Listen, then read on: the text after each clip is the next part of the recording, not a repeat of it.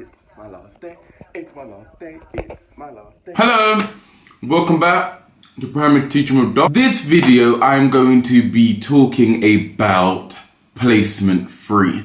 So this is the all important placement free, and I have fished out my heavy record of development that I haven't looked at in a very long time. On your third placement, you tend to go back to your first placement. So for me, I was in year 1 in a school, of course, and then I did year 5, and then my third placement, I went back to year 1. This placement, I did this placement for 10 weeks. For universities, some universities, they're different. Some of you may not do a third placement, but you might do an elongated second placement.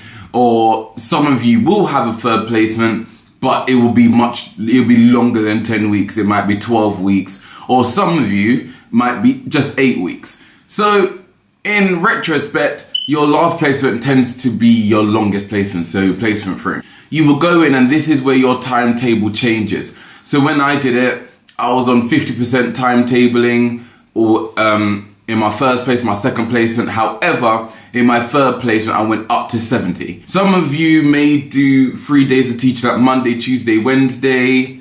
Was it? Or was it 3.5? I think it was 3.5. So you might do Monday, Tuesday, Wednesday, and half Thursday. Or you might do Monday, Thursday, however your school might want you to do it. I did it differently, just because different things used to happen, and my mentor was pregnant and she was out and all that. So my timetable used to change quite a bit. However, majority of the time I used to teach like block mornings. So Monday mornings, Tuesday mornings, and I'll teach Wednesday afternoon, and I'll teach Thursday afternoon, something like that. So that's how I would do it. You go in and you will get more of your timetable. You'll be back with your class unless your school change things for you, either it didn't go well, or whatever it is. But more importantly, you will tend to go back to your own class. You say hello, get the formalities out the way, and then you start teaching. At this point, there's much more emphasis on your teaching now, because they think that they've seen that you have had 2 placements at this point. You've been learning much more about teaching and getting into the depths of the crooks and crannies of teaching, so they expect more now. This is where your observations all count towards your final big observation. This is where they'll start ticking off things, because you need to hit all the standards by the end of your placement.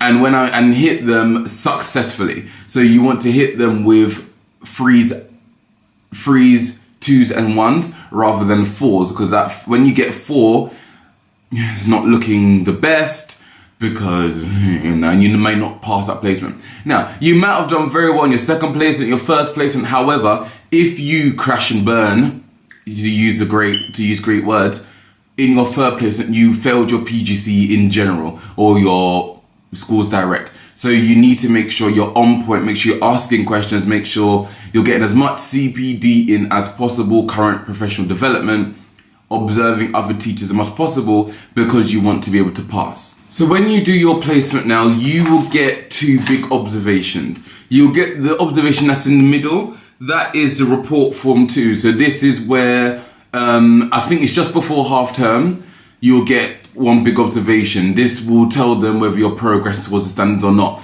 You'll get a full performer with all the standards. So if I just show you quickly. So you will get something kind of looks like that. It lists all the standards, including the phonics and all that, how you're hitting them and what grade you got for each one. 8 out of 11 of my standards were grade 2, and then the rest were grade 3. Didn't really get grade 1 like that. So the ones that you got 3 in, or the ones that are less than 2, or if you got a 4, those are the ones that they work very hard with you to get. So they want you to be pushed up. Loads of people, they want you, if you got a 2, they want all those to be pushed to a 1. It just depends how your mentor is with you. But personally, for me, it was those ones I was working on, the grade 3s, because grade 2, the ones that I got grade 2 in, I was always hitting them every single time I had an observation. So it was nothing to worry about, nor was the 3 to be precise, but they just wanted me to get all grade 2. So that's what you're pushing for. you will get that big observation before, and if you're not making a sufficient progress, they will put a support plan in for you to help you achieve those targets for your actual really, really big one at the end. So once you've done that, you'll go off, you'll have half term, you'll relax as much as you can, and then you'll come back. You'll have observations again, like your normal observations, normal ones. You'll get formal observations, informal observations, and then boom, here comes the big one. The big one you tend to have your mentor, your your link tutor. Those two do tend to come in and watch, or it could be a university, whoever it would be. You will come in and this is your big observation. This is where now they're going to be giving you overall grade for all your standards. And what they will do, rather than them typing, it will list all the standards in bullet point form. So you have like standard 1 and it has all these bullet points. They will start to highlight every single bullet point. And depending on where you are with that bullet point, so you could be grade 3 with 1 bullet point, but all the rest are 2. So overall, your overall grade will be 2. Each standard comes in grade form.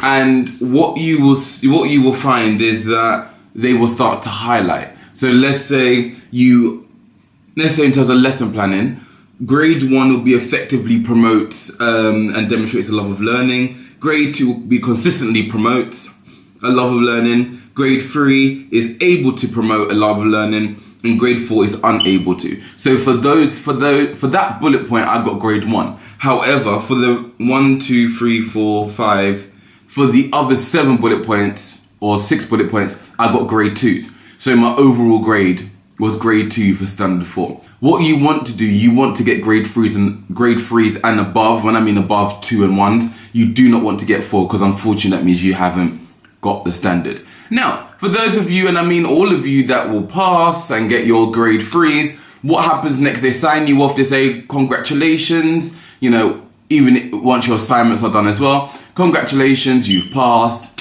enjoy life. Go apply for teaching roles. If you have got a job, enjoy. If you haven't passed, unfortunately, there are things that might be put in place for you. So you might redo that placement for the next term. So you'll be delayed on your PGCE or your whatever teaching you are doing. Or if you come to a decision where you're just like, teacher's not for me, then unfortunately you just will not pass your PGCE and so on. So, and then you can pursue other areas of teaching if you wish. Could be a high level teaching assistant, something like that. However, it's a great time. You get really sad because you're like, oh my goodness, my PGCE is finished. However, you will love it all the same. Don't worry, it's like a normal observation. Just make sure, if you feel you're not hitting any standards or you're not getting the grade that you want, go and ask your mentor for help and how you can actually get there. But yes, that is placement 3 done. And I hope you have enjoyed, and I shall talk to you in the next one. Bye.